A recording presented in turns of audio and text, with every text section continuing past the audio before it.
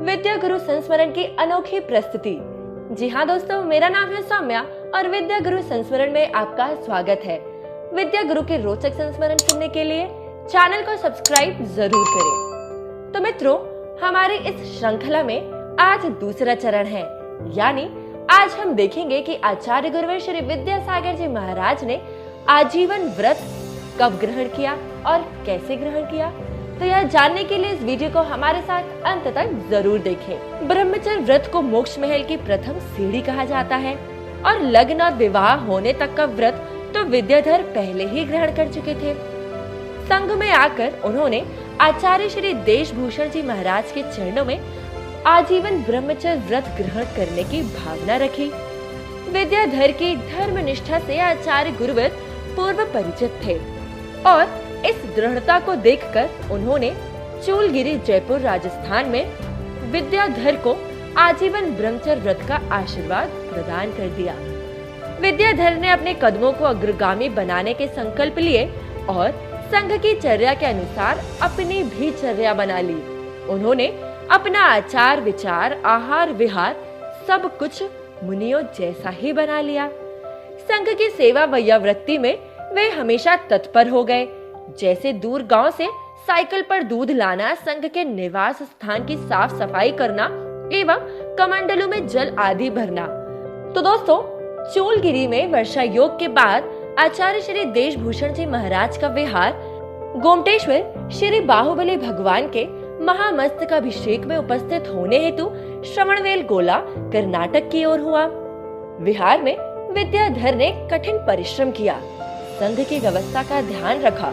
मार्ग में समय समय पर जिनगौड़ा के साथ आचार्य महाराज की डोली भी अपने कंधे पर उठाकर विहार करवाया। एक बार तो बीजापुर के पास डोली रखकर जैसे ही विद्याधर विश्राम करने बैठे तो बैठते ही एक बिच्छू ने डंक मार दिया। इस पीड़ा को उन्होंने चुपचाप सहन कर लिया, क्योंकि यदि किसी को ज्ञात हो जाएगा तो फिर डोली उठाकर विहार करवाने को नहीं मिलेगा। अतिशय क्षेत्र स्वनिधि पहुंचा। स्वनिधि सदलगा से 28 किलोमीटर की दूरी पर है। सूचना मिलते ही सदलगा से महावीर भैया विद्याधर को लेने के लिए पहुंच गए। अब फिर क्या होना था, वहां पर उन्होंने आचार्य महाराज के दर्शन किए और आचार्य महाराज ने महावीर भैया से पूछा, क्यों महावीर, विद्याधर को लेने आए हो क्या? महावीर भैया ने स्वीकृति में हाथ जोड़कर कह दिया, जी महाराज जी। तब आचार्य महाराज बोले, अगर उसका मन नहीं लगेगा तो ले जाओ, वह तो एक वैरागी है, साधु सेवा में उसका मन लगता है, उसका समर्पण अलौकिक है, अगर वो जाना चाहे तो तुम ले जाओ। तब महावीर भैया अपने छोटे भाई विद्याधर के पास गए। उन्हें लट्ठा के सफेद धोती दुपट्टे एवं बड़े बड़े बाल और दाढ़ी मूछ में देखकर वह अचंभित रह गए और मन में सोचने लगे कि इन्हें तो अब घर चलने के लिए मैं कैसे ही मनाऊं। क्या ये अब हमारी बात सुनेंगे? अन्ना जी ही ले जा सकते हैं अब तो विद्याधर को। दोनों भाइयों में चर्चा होती है। विद्याधर उन्हें बताते हैं कि उन्होंने ब्रह्मचर्य व्रत एवं 7वीं प्रतिमा के व्रत ग्रहण कर लिए हैं। महावीर भैया बोले, विद्या 8 माह हो चुके हैं, बहुत पढ़ लिया, अब घर चल विद्या। घर पर दादी माँ बहनें सभी तुझे बहुत याद करते हैं। तब विद्याधर बोले, भैया अभी अध्ययन करने में 4-6 वर्ष और लग जाएंगे, और मौन होकर अपने कार्य में संलग्न हो गए। दोस्तों, आचार्य भगवान के मौन से तो जग हार गया है। क्या करते महावीर भैया भी, सो घर वापस आ गए। अगले दिन जब अन्ना जी मारुति के साथ स्वनिधि पहुँचे तब उन्हें वहाँ विद्याधर नहीं मिले। आचार्य महाराज से पूछा तो आचार्य महाराज ने बताया कि विद्याधर को डर था कि कहीं अन्ना जी आकर जबरदस्ती उसे घर न ले जाएं। मुझे संसार में नहीं फंसना, ऐसा कहकर वह आशीर्वाद लेकर उत्तर भारत चला गया। लेकिन आप चिंता न करें मलप्पा जी, उसे हिंदी सही से नहीं आती है, अतः वह लौट कर तो जरूर आएगा। आचार्य महाराज का आश्वासन पाकर अन्ना जी घर चले गए। उनका मन अधीर हो उठा था। 4-5 माह तक वह गुस्से में रहे। घर का वातावरण भी अशांत बना रहा। यदि कोई शांत था तो वह थी विद्याधर की माँ। तो दोस्तों, इस तरह स्वनिधि में संघ के प्रवास ने विद्याधर को अशांत कर दिया था। सदलगा पास है, आज महावीर भैया आए हैं, कल अन्ना जी आएंगे। क्या होगा, कैसे होगा? विद्याधर का मन ज्ञानार्जन की प्यास में व्याकुल था। मुनि बनकर विचरण करने हेतु आतुर था।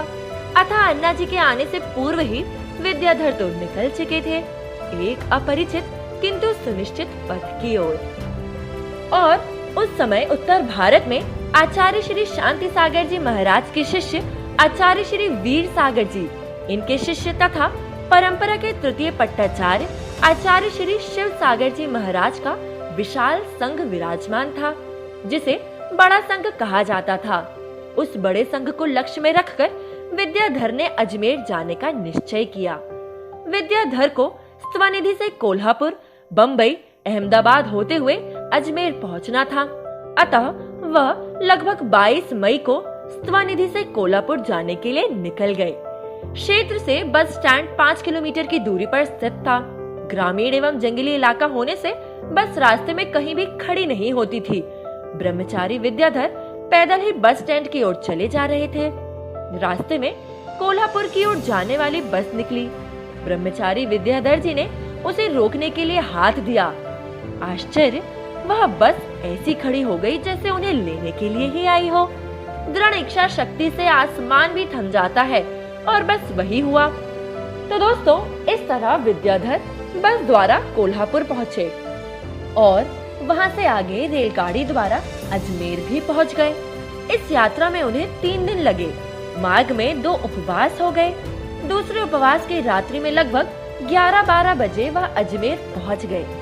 यदि वह चाहते तो मार्ग में रुककर भोजन आदि करके भी यात्रा कर सकते थे, पर अपने लक्ष्य तक पहुंचने की तीव्र अभिलाषा एवं उत्तर भारत के स्थानों का विशेष ज्ञान न होने से वह सीधे अजमेर पहुंचे। यात्रा के दौरान उनके पास जो पैसे थे, अब वे सब खर्च हो गए थे। मात्र 500 रुपए शेष बचे थे।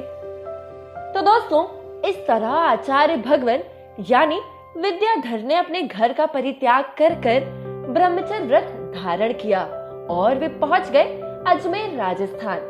तो दोस्तों, अगले वीडियो में हम जानेंगे कि आचार्य भगवान यानी विद्याधर ने अपने गुरु की खोज कैसे पूर्ण करी और मुनि बनने की तैयारी कैसे शुरू हुई। तो यह जानने के लिए अगली वीडियो को हमारे साथ जरूर देखें और हमसे जुड़े रहें।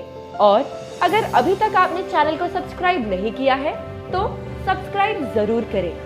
सादर जय जिनेंद्र।